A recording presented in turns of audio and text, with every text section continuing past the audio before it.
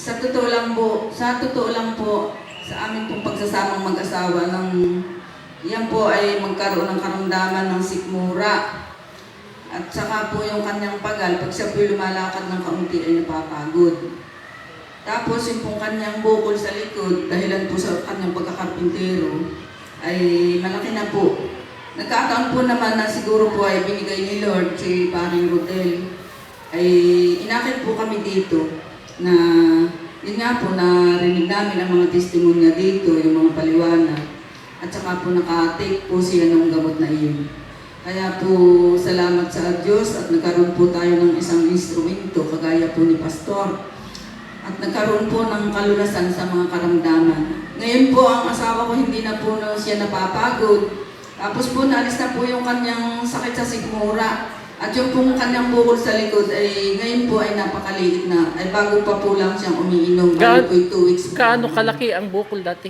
Bali po ganito. Pag yung pong mahawakan sa likod, nakaumbok na po doon sa kanyang likod. Ay ngayon po ay kaunti na lang nahalata sa t-shirt niya. Kaya po salamat po sa Panginoon at saka kay Pastor at tayo po ay naging instrumento upang makatulong sa lahat ng may mga karamdaman.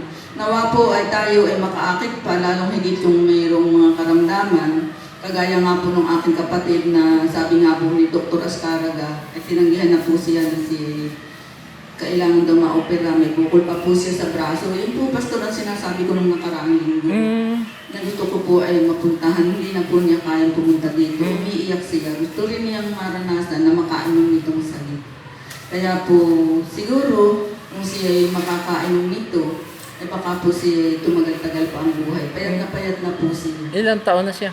Bali po yung 72. Kaya po ako nagpapasalamat sa Panginoon at ako umaakit pa rin sa mga kapwa natin na ating dapat matulungan. At dahil po sa kagandahang loob ng ating Panginoon ay nagkaroon tayo ng isang pastor.